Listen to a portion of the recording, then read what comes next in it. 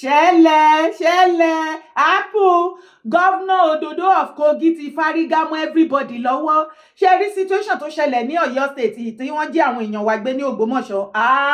Ó dẹ̀ kó ti ta gbogbo àwọn gómìnà wa jí ní South ni o. Àlójú Nọ́dánà máa bó. Ó ti pẹ́ tó ti máa ń fi insecurity tó fi máa ń gbógun ti everybody nínú Nàìjíríà tí ò bá ti ṣe títí wọn. You see this particular one, enough is enough. Ìwọ sáré wá gbọ́rọ̀ kó wá wo àwọn àṣírí ọ̀rọ̀. We will never negotiate with criminals or pay ransom. Governor Ododo reaffirmed as security forces rescue abducted NECO candidates in Kogi. Kogi State Governor Ahmed Usman Ododo has reaffirmed that his administration will not negotiate with kidnappers or pay ransom following the successful rescue of 4 people abducted from a purported NECO examination center in the Kina local government area. I have said it before, and I want to reiterate that this administration will never negotiate with criminals or pay ransom. They may come into our state, but they will not return to where they come from, Ododo said. He also praised President Bola Tinubu for supporting security agencies in the fight against insecurity, saying, I want to commend Mr. President and Commander-in-Chief, Senator Bola Ahmed Tinubu, for giving us all the support needed to defeat insecurity. We will not disappoint him in Kogi State. Tó já sí wípé ṣé rí situation tó ṣẹlẹ̀ ní Ọ̀yọ́ state ẹ̀yin èèyàn mi ṣé mọ̀ pé gbogbo wa la fárígá pé nǹkan tó bá fẹ́ ṣẹlẹ̀ ni kó ṣẹlẹ̀ gbogbo nǹkan tí wọ́n demand fún we are not going to pay ransom, we are not going to give you anything. A dẹ̀ máa gba àwọn èèyàn wa sílẹ̀. Ó ti wá tó gẹ́ báyìí. Ṣé mọ̀ wípé àwọn northern bí ẹ mọ̀ wípé gbogbo àwọn tó ń jíyàn gbé yẹn bí northern governor wọ́n láwọn group wọn bẹ̀, àwọn northern emir sultan wọ́n ní group wọn bẹ̀, àwọn northern former army general wọ́n wà ńbẹ̀, former head of state wọ́n ní group títí wọ́n bẹ̀. Bẹ́ẹ̀ náà ni àwọn religious leaders, bẹ́ẹ̀ ni àwọn cleric, gbogbo wọn ní group títí wọ́n bẹ̀ tí wọ́n fi ń gba owó burúkú lọ́wọ́ gbogbo àwọn ọmọ Nigerians nítorí àwọn fẹ́ live large. Ṣùgbọ́n kó wá wo irú èèyàn tí wọ́n jẹ́ tí mo bá pe àkíyèsí àwọn ọmọ Yorùbá sí oríṣiríṣi nǹkan tó ń ṣẹlẹ̀. Ẹ jẹ́ kí gbogbo wa ká fìmọ̀ ṣọ̀kan this time around kí omi má tẹ̀yìn wọ́n gbé wa lẹ́nu. Ṣé rí síà tó wà lọ́wọ́lọ́wọ́ bí mo ṣe ń sọ, àwa la ní síà yẹn sẹ́ àsìkò tá a tún ní bàbá ńlá opportunity àwọn ọmọ ìrànkó òtù àjíire Yorùbá láti fi pass powerful messages fún gbogbo àwọn every other ethnic tó wà ní Nàìjíríà wípé kí ni o ẹ máa gba àgbà ní bàbá Yorùbá lágbà gbogbo wọn. Yes, tí ò bá sí Yorùbá kò sí nǹkan tó ń jẹ́ wọn Nàìjíríà. Tẹ̀lé mi kó wá gbọ́ nǹkan tó ń ṣẹlẹ̀.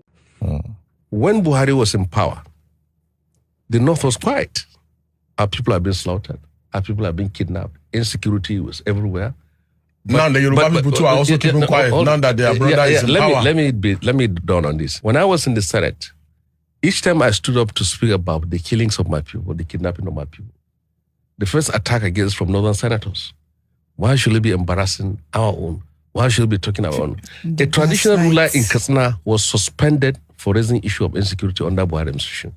So you are not allowed to say anything to criticize him simply because he is House of Flying like all of us here. The support for Peter Obi is tribal in most cases. Many of those who are supporting him are people who come from his ethnic background. This is the way Nigeria is structured. And in Tinubu case, I slightly disagree hold on. In a case that we have here, in the southwestern part of Nigeria, despite that you see a camera crew filmed an attack on Nigerian troops. It was supposed to be propaganda. Instead, it became evidence. The cameraman was killed, his camera was recovered, and what's on it is now the army's clearest look yet at who's really running this war.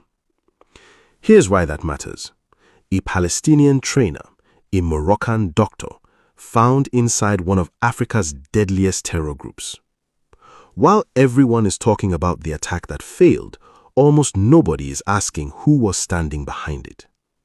So why are foreign specialists working inside an insurgency in a Borno forest? And what does that tell us about who's really keeping this fight alive? Stay with me. This changes how we should think about ISWAP. Let's start with what actually happened. It was Saturday night, July 11th, 2026. The location was Cross Kawa in Kukawa local government area of Borno State. fighters from ISWAP tried to sneak into a Nigerian military position under the cover of darkness. ISWAP stands for Islamic State West Africa Province. It's the group that split from Boko Haram years ago. It now controls parts of the Lake Chad region. That night, the troops of 19 brigades spotted the movement early. They opened fire. The attackers retreated after taking heavy losses. Later, satellite images saw the insurgents pulling out the bodies of their own fighters. Now here's the important part.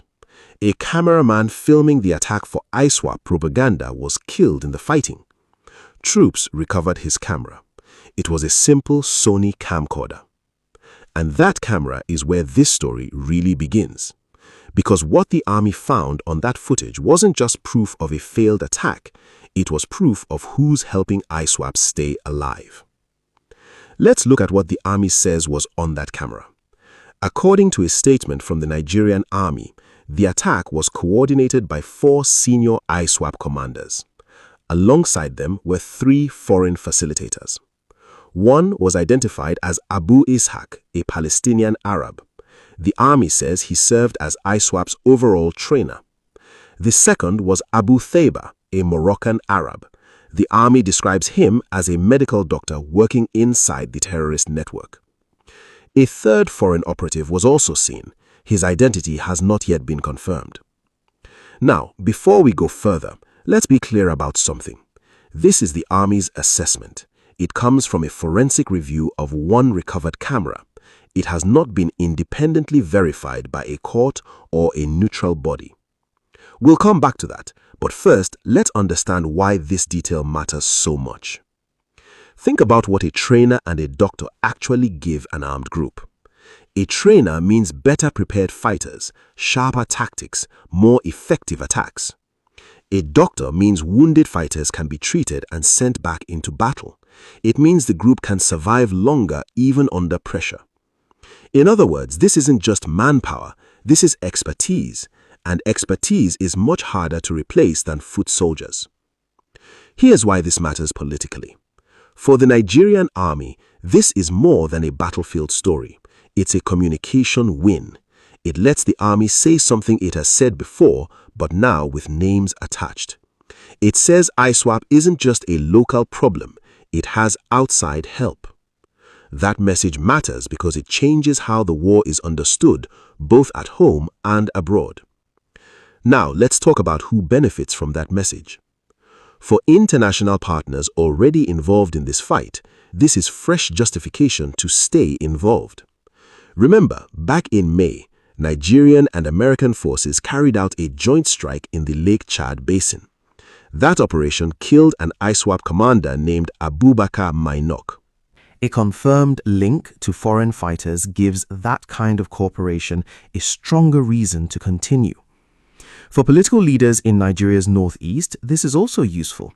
Security remains the single biggest issue for voters in that region.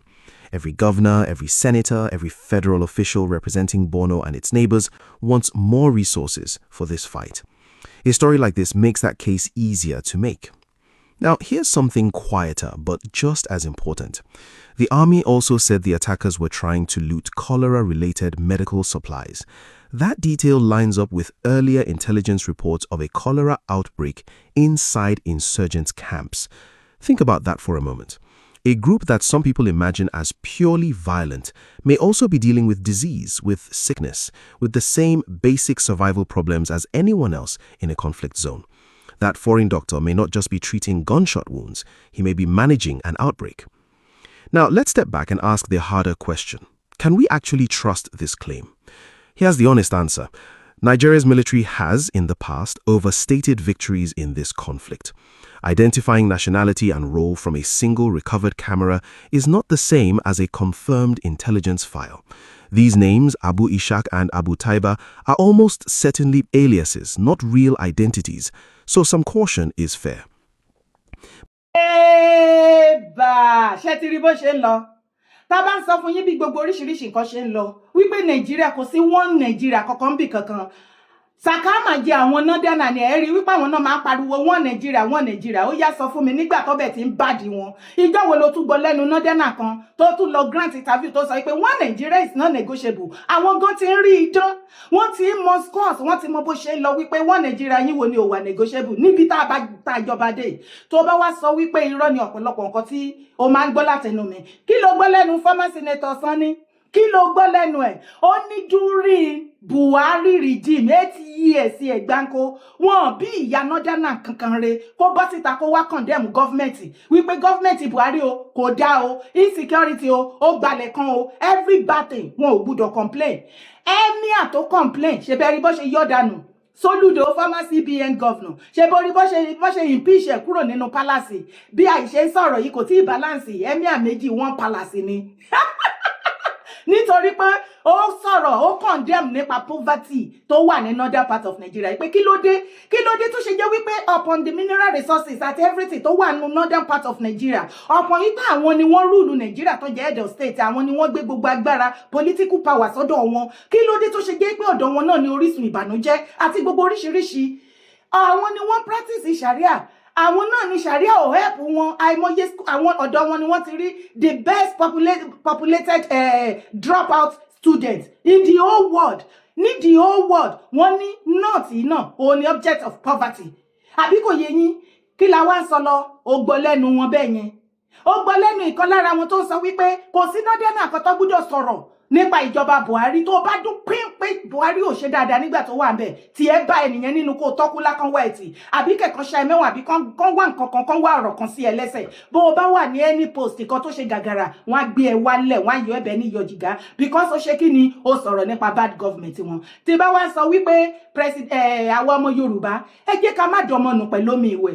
mo rí ọ̀pọ̀lọpọ̀ mẹ́sẹ̀gì tẹ̀ fi attack mi mo ti praise Tinubu jù kíní kan kẹ́mi lọ be careful èmi hate Mákindé mi ò hate anybody bí ẹyẹ bá ṣe fò lọ́dọ̀ tèmi ó ní mi ṣe máa sọ òkú ẹ̀ nǹkan tó ń ṣẹlẹ̀ lọ́wọ́lọ́wọ́ òun ni mò ń sọ nípa ẹ̀ mi ò gbèsè ẹ̀yìn èèyàn kankan bí bàbá Tinubu bá ṣe wrongly you know me too well màá bọ́ síta màá sọ wọn bá tèmi ìjọ tó bá dẹ̀ tún ṣe tó dáa náà wàá tún rí mi màá bọ́ síta màá sọ wọn bá ti tèmi mi ò ní any hatred against anybody tí bá wá sọ fún yín wípé gbogbo kinní yẹn àwa Yorùbá ẹjẹ agbọmọ tinú wa gbogbo àwọn nǹkan kéékèèké tá bá rí wípé President Bola Ahmed Tinubu táwọn náà ń ṣe tí wọ́n fi ọgbọ́n orí tán fi ṣe níbi ibẹ̀ lórí àpèrè tí àwọn Northern ò fẹ́ kí wọ́n lórí anything ṣe jọ nítorí Ọlọ́run ṣe báwa Yorùbá ló yẹ ká máa bá wọn fọn rere ẹ̀ káàkiri ṣé o expect kí Northern kó jẹ́ pé òun ló máa wá máa broadcast ẹ̀ káàkiri wọ́n máa pamọ́lẹ̀ pé kò ṣe kankan because wọn ò fẹ́ kó achieve anything ṣé àwọn ọmọ obedient ló ń expect pé kán bọ́ online kán máa fọn rere àṣeyọrí Tinubu wọn ní ṣe wọn máa pamọ́lẹ̀ fídíò propaganda wọn òun ló ń bo gbogbo everything wọn bá nǹkan tí bàbá Tinubu tó ṣe mo yìí tún sọ wípé nínú àwọn candidate tí wọ́n gbé sílẹ̀ Àtíkù Peter Obi àti President Bola Ahmed Tinubu èmi sì ṣùsì láti campaign àbí láti fún bàbá Tinubu ní support ju wípé kí n lọ tò sẹ́yìn Àtíkù àbí kí n lọ tò sẹ́yìn Peter Obi I won't do that mi ní ṣe yẹn ní 2023 mo wà lára àwọn tó campaign against wọn kò dé ṣe wípé bí àmọ́ ètí wọn gbogbo wa ta campaign a kò fẹ́ kí gbogbo nǹkan tó ṣẹlẹ̀ nínú Nàìjíríà ló ti yé wa ṣùgbọ́n gbà tẹ́yìn Nàìjíríà ẹ̀yin Yorùbá lẹ́ẹ̀tì ready kò sí nǹkan tá fẹ́ ṣe a dẹ̀ ti wá wà lójú ẹ̀ ní sí nìyẹn èmi dára mi ò ní lè lọ campaign fún any other person àbí kí lọ fún any other person ní support nǹkan tí wọ́n sọ wípé kí bàbá Tinubu kó ṣe fún ìran Yorùbá ìran kóòtù àtàwọn ọmọ kóòtù ajíire Yorùbá tí wọ́n bá ti ṣe àwọn náà ni mo máa gé ni mo máa fàtẹ́gùn sí àwọn ni máa bẹ̀ àwọn náà la máa fà mọ́ra àwọn náà la máa so mọ́ lẹ́sẹ̀ torí kò sẹ́ni other person tó ń bọ̀ wá ṣe fún wa tí àwọn Northern bá wá sọ wípé nígbà Buhari wọn ò gbúdọ̀ condemn ìwà ìdá àti gbogbo bí ìjọba ẹ̀ ṣe dojú délẹ̀ tó ní gbogbo aráyé lára tí wọ́n fọwọ́ bò mọ́lẹ̀ tó wá di ìgbà Yorùbá tó jẹ́ pé the same Northern yẹn àwọn náà ni wọ́n afẹ́ sórí afẹ́fẹ́ Tinubu is not coming back in the second time because his government is not competent to do what insecurity wise the same insecurity tẹ́yìn governor ẹ̀yin clerics ẹ̀yin religious leaders ẹ̀yin political party the former one the present and even the future tó ń bọ̀ tó jẹ́ pé ẹ̀yin lè create you are now accusing him wípé kò wà competent láti eradicate insecurity tẹ́yìn finance tẹ́ ẹ lọ gbé foreigners wá wípé kó tún wá máa train àwọn ISWAP tẹ́ ẹ tún gbé foreigners wá láti Morocco wípé kó wá máa treat àwọn wounded terrorists Yorùbá ẹ jẹ́ agbọ́mọ́ tinú wa ẹ má jẹ́ ká máa fi gbogbo nǹkan ká máa fi ṣe ọ̀tẹ̀ máa ń tẹ ní rì ni mo ìtú sọ ẹ má jẹ́ àdọ́mọ̀nù pẹ̀lú omi ìwẹ̀ tó o bá jẹ́ Yorùbá tó ní any problem pẹ̀lú Tinubu mi ò ní problem pẹ̀lú wọn ìwọ tó o bá dẹ̀ láròjinlẹ̀ tí ọ̀rọ̀ yé tí ò ṣe wípé ọ̀tẹ̀ ló ti wọ inú ìfun àtẹ̀dọ̀ ẹ wàá mọ̀ wípé ilẹ̀ bàbá mi ni mo gbé dání ilẹ̀ Yorùbá ni mo gbé dání ilẹ̀ Kóòtù Àjíire original ni mo gbé dání ìtẹ̀síwájú ìran mi ni ó sì mọ̀ wá tí bá wá ìtẹ̀síwájú ìran mi ṣé kí wá mú ọmọ kan lára àwọn ìran mi kí n fi sí gẹ̀rẹ̀gẹ̀rẹ̀ ọ̀nà kí tó da áfíríkì wá ní kí mọ́tò ó yá máa bá mi lé lọ ni ṣé kí n ṣe bẹ́ẹ̀ nígbà tí àwọn every other tribe wọ́n ṣe dáadáa wọ́n fa tí wọ́n má bẹ́ ṣé kẹ́mi wá mú tèmi kí n lè sórí igbá ni mi ń ṣọmọ ìrankíran mi kì í ṣọmọ àlè ẹ má jẹ́ ká gbọ́n àgbọ́n jù mo ìtú sọ tó bá ẹ̀sẹ̀tì pé ní nǹkan pàtó kan gidi kan tí Tinubu tí wọ́n wá látọ̀dọ̀ ẹ ṣé nítorí ìbò second term ó jẹ́ gbọ́mọ́ tinú ẹ ní 2023 àti wọbẹ̀ ló le jù àti wọbẹ̀ òun ló le jù ṣé Yorùbá dìbò fún Tinubu ṣé wọn wá ọ̀nà wọn tí wọ́n fi débẹ̀ ṣé wọn wá bẹ̀dẹ̀ ní eléyìí ṣé gbogbo Yorùbá ò wá máa ka oríṣiríṣi nǹkan fún wa àwa tá a dìbò fún wọn ṣé a máa sọ fún wọn pé bàbá Tinubu ṣe lè fún wa ṣe tọ̀hún fún wa tó bá wá yé wa dáadáa ni opportunity míì ló tún ń bọ̀ yẹn èyí tá a ṣe ní 2023 ẹ jẹ́ ká fọwọ́sowọ́pọ̀ ká lè lẹ́nu ọ̀rọ̀ lórí bàbá Tinubu wípé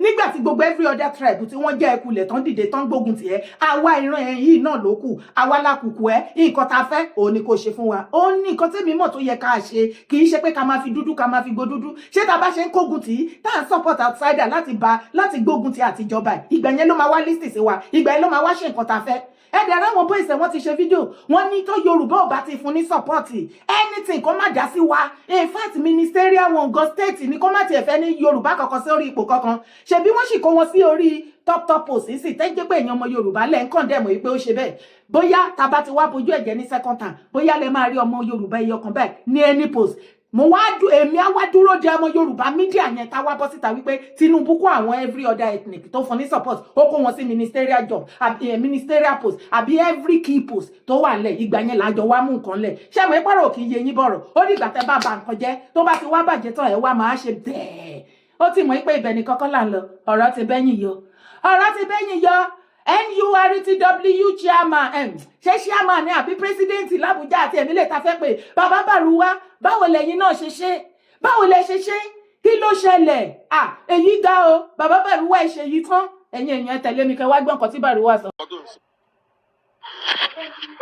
Bàbá ọ̀rọ̀ yìí kọjá bẹ́ẹ̀ o èmi náà pé bàbá lálẹ́ yìí o àbúrò bàbá lálẹ́ yìí máa ṣe ní fọ́tò yìí náà ṣe wọn àṣẹ ní fọ́tò yìí ṣe wọn rọ́bìṣì náà ṣe yẹn rọ́bìṣì ni orí burúkú náà ṣe yẹn ọmọ tó fèsì wọ bẹ́ẹ̀ ọmọ tó fèsì wọ yìí náà lẹ́yìn sọ fún yín pé ẹni 2 million èmi ló mi ṣe wà ní gbogbo kìnìún ó di pé mi tó tó ní 20 times nígbà tí tèmi ó di mọ̀ pé mi máa sọ̀rọ̀ pé wọ́n pè mí ṣẹ́jú ṣògbọ́n ẹ̀kan fọmọ ẹni wá bá mọ ní àwọn ọmọ mi ní dúró ẹni tí máa nígbà máa ṣe mo láwọn ọlọ́pàá mẹ́rin àwọn òjò nǹkan kan wọn kàn lọ wò náà kò dáa wọn kàn ti gun lábẹ́rẹ́ níbẹ̀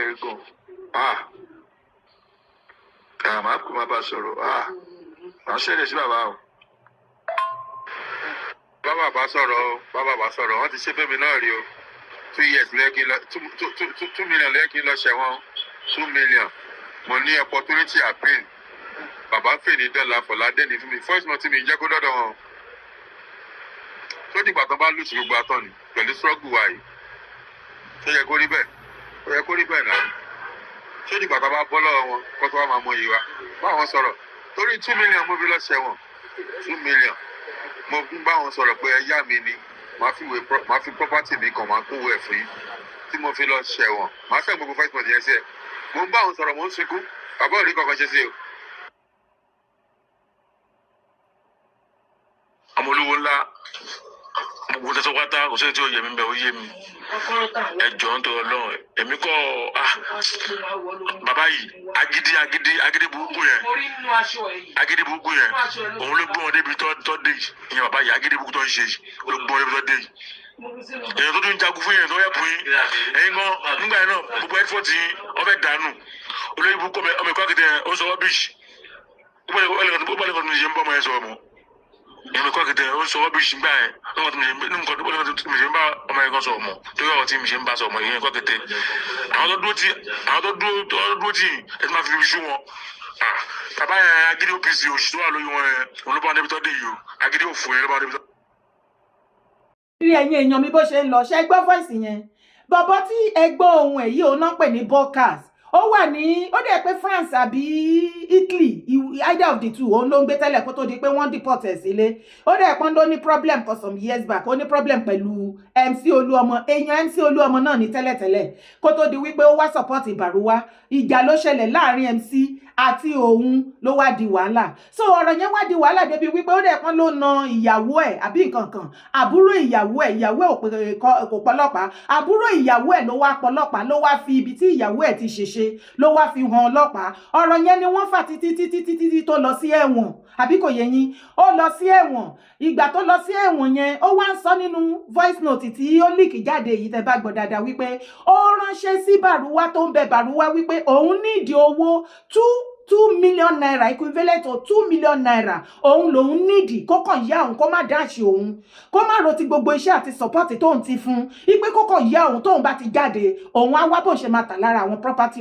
òun á dá padà fún kó má jẹ́ kóun ṣẹ̀wọ̀n yẹn ó ní títí tóun ò fi rí 2 million equivalent to that 2 million naira tóun ò fi rí san bí wọ́n ṣe là á mẹ́wọ̀n nìyẹn tó lọ ṣe ẹ̀wọ̀n how long I think more than a year or so after the ẹ̀wọ̀n ṣá bóyá òun fúnra lára ẹ̀ ló padà lọ́lé bóyá wọ́n deport ẹ̀ mi ìwà mọ̀ bó ṣàwà ní Nàìjíríà presently ṣe ti rí bó ṣe lọ now mo máa ń pariwo wípé àwọn ọmọ NURTW ká yé para yín lẹ́nu ọjọ́ mẹ́ta ìwọ́n tó ti pa ìkan lára wọn o wá ti máa gbọ́ Tọ́ba Ìjàyà picture ẹ̀ òun ló ń wò yẹn wá gbọ́ nǹkan tí àwọn Lagos NURTW and politics ohun tí wọ́n sọ lélẹ̀ wọ́n ní over the years several prominent transport union figures in Lagos have lost their lives in violent incidents linked to political activity or factional clashes. Alhaji Saka Saula, former Lagos State Chairman of NURTW, he was tried on January 6, 2008, a few months after the 2007 general election, following his release from detention in Abuja. That was ní 2008 ni ẹni yẹn ni wọ́n náà pa Ọláyẹmí Matthew Eniola Èsì Olúwo Bàbá Èsì or something tí mi bá pè dáadáa má bínú died on April 9, 2015 during a violent political clash at a rally in the Oshodi area of Lagos State. Now the next one, Rasak Bello Hamburger, from chairman of the Motorcycle Owners Association of Lagos State, MOAS. He was shot dead on May 29, 2017 during APC local government primary election. Ismaila Aziz Ibrahim Legacy lost his life on January 8, 2019 after being stabbed during factional violence at a gubernatorial campaign flag off in Ikeja. Samuel Kayode Epo Kinkin, NURTW vice chairman in Lagos, he was shot dead on July 8, 2021 during an APC campaign rally in the Agboju Oriade area ahead of local government election. Toba Ajiboye Toba Ijaya, organizing secretary of Lagos State Council of NURTW. He died on July 14, 2026, 2 days after unidentified gunmen attacked and opened fire on his vehicle. He initially survived with injuries but later succumbed to them. Tó já sí wípé ní wọ́n shoot Toba Ijaya ní former area ní Lagos State ibẹ̀ náà ti shoot ẹ̀ but kò wá survive according to ìgbà tí wọ́n shoot ẹ̀ wọ́n rush ẹ̀ lọ hospital ó respond to the treatment but along the line ẹ̀mí okùn ẹ̀mí yẹn ó já kí Ọlọ́run kó bá wa tẹ́ wọn sí afẹ́fẹ́ rere tá bá wá sọ fún yín wípé ẹ̀yin ọmọ NURT ẹ yé para yín ẹ má máa sọ àwọn sisters wa ẹ má máa sọ wọ́n di opó ọ̀sán gangan ẹ má ro títí àwọn èèyàn family ìyàwó àti àwọn ọmọ tẹbí ẹ má ro mọ́ ìrìn àjò tẹ́ ẹ rìn àwọn ọmọ yín tẹ́ bá ti kú wá dọmọ lọ́mọ ká máa wá wò tó bá dẹ̀ ti wá para wọn tán àti ìyàwó àtọmọ after few months wọn kì í rẹ́ anybody mọ́ nínú union bó ṣe máa jẹ bó ṣe máa hun kò dẹ̀ kàn wọ́n mọ́ ẹ wo máa yí Tọ́ba Ìjàyà yìí kò ìpẹ́ tó ṣe ìṣílé ilé tó ṣí bẹ́ẹ̀ wọ́n jẹ́ kó gbádùn ilé yẹn. Now back to Baruwa ẹjọ́ kí ló dé tí Bocas tó dúró tì yín gbogbo wa la mọ̀ Bocas a mọ̀ wípé nítorí ó ń fún Baruwa ní support ó wà lára nǹkan tí MC tó fi bojú ẹ̀jẹ̀ tó bá wá àrùn tó bá wá ìdààmú nínú ayé tó bá wá sọ wípé ó nídìí support yín kí ló dé tẹ̀ kí run etasketa kí láti dìde láti fún wọn ní respect láti fún wọn ní support èyí ò dá o bàbá Baruwa Mr. Nurtw Baruwa eléyìí tẹ́ ṣe yóò dáa according to nǹkan tó dẹ̀ ṣe lálàyé ń bẹ̀ yẹn ó ní gbogbo àwọn tí wọ́n ló yà sí yín pátápátá lẹ́wùwà ìdásí tí ẹ̀ kì í fún ní support both physical support or financial support or any kind of support tó bá nídìí lọ́dọ̀ yín ipe everybody wọn ni wọ́n ti sá fi yín sílẹ̀ lọ. Mr. Baruwa baba union l'Abuja èyí tẹ́ ń ṣe yóò dáa ẹni tó bá dìde fún yín ẹ̀yin náà máa lẹ́yìn láti dìde fún ẹ má máa ṣe bẹ́ẹ̀ ni wípé ẹ̀yin lẹ jámọ́ nǹkankan àbó ní nǹkankan tó ṣe pàtàkì lára yín tó ń dìde tì yín ó lẹ ti ń rí yìí o ṣé wá rí ìjà tó jà pẹ̀lú MC tí Baruwa ò bá wá farabalẹ̀ kó pe bọ̀bọ́ ìpadà kẹ́ ẹ parí ìjà yẹn ó máa bójú ẹjẹ́ náà láì gan ni àti ìgbó nǹkan kan ṣẹ̀fẹ̀ gbọ́ ọ̀rọ̀ ibẹ̀ ni kọ́kọ́ là ń lọ ẹ jọ̀ọ́ nítorí ọlọ́ kábíyèsí Ataoja Kilode kí ló tún ṣẹlẹ̀ bàbá Ataoja lóṣogbo kí ló ṣẹlẹ̀ kábíyèsí o kí ló dé ó tún dọ́dọ̀ títí yín náà ẹ̀yin èèyàn tẹ̀lé mi kẹ́ wá gbọ́ nǹkan tó ṣẹlẹ̀ l'Ataoja tí ó ní bàbá Ataoja ṣe o.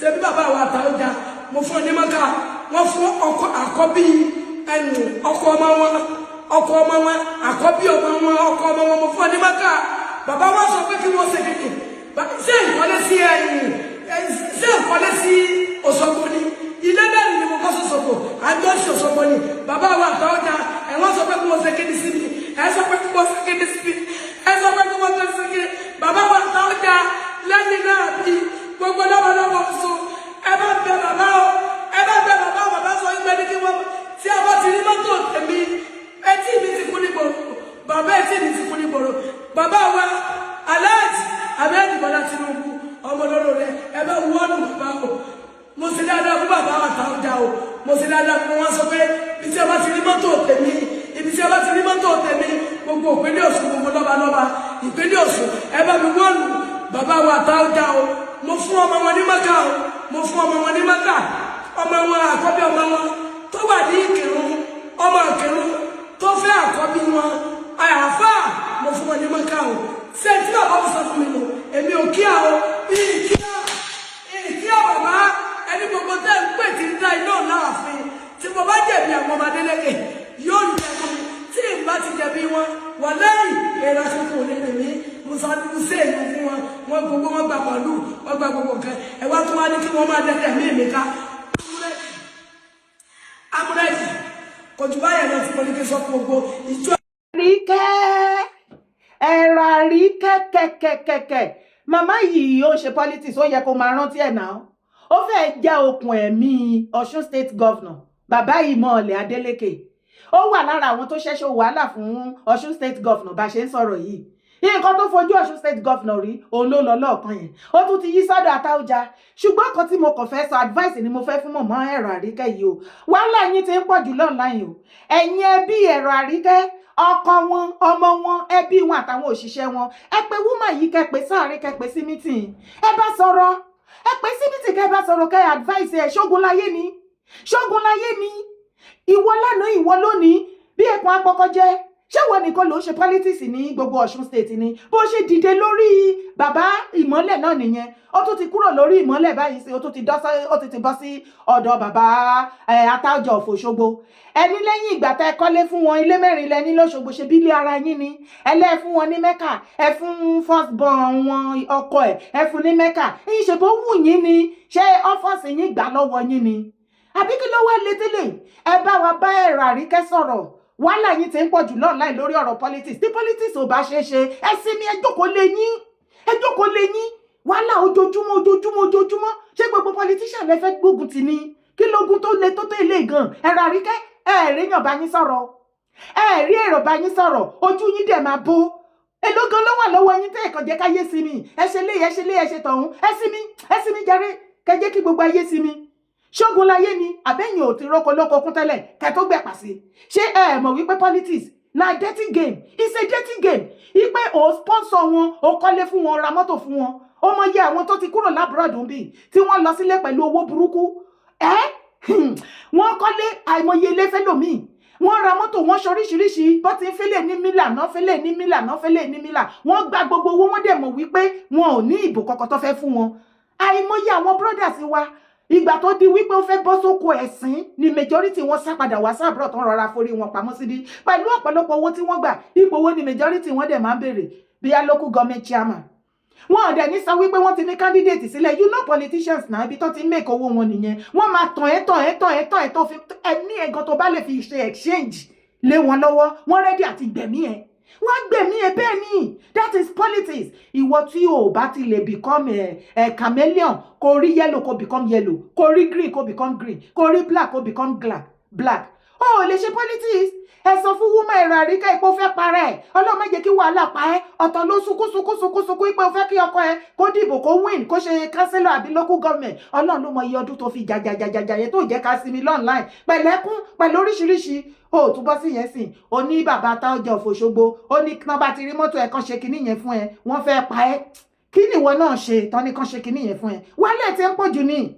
Stress ẹ ti ń pọ̀jù fún everybody níbi bẹ̀. Gbogbo everybody ti wà tired of you. The whole of us are getting frustrated and tired of you as a politician. Sí mi ẹ̀rọ àríkẹ́. Ìwọ náà má ṣoore mọ́. Kó owó ẹ pamọ́.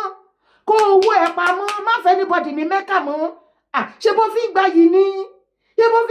Ìwọ náà tó ń pín mẹ́kà káàkiri Ṣé bó fẹ́ recognition ni? Wọ́n dẹ̀ ti fún ẹ ní recognition. Kí ló wá dé? Èní ọ̀tọ̀, ọ̀la ọ̀tọ̀ ló máa bọ́ síta. Ọ̀túnla ọ̀tọ̀ ló máa mú jáde lórí kíni. Ẹbí calm down gan ni o. Ní kí ló ṣẹlẹ̀ gangan? Orúkọ tèmi ò yí padà. Yèyé dára kó owó èkókòkò ni mò ń jẹ́. Má gbàgbé láti bá mi share ètò yìí. Má sì gbàgbé láti bá mi drop comment ẹ̀. Ire o, kábíyèsí.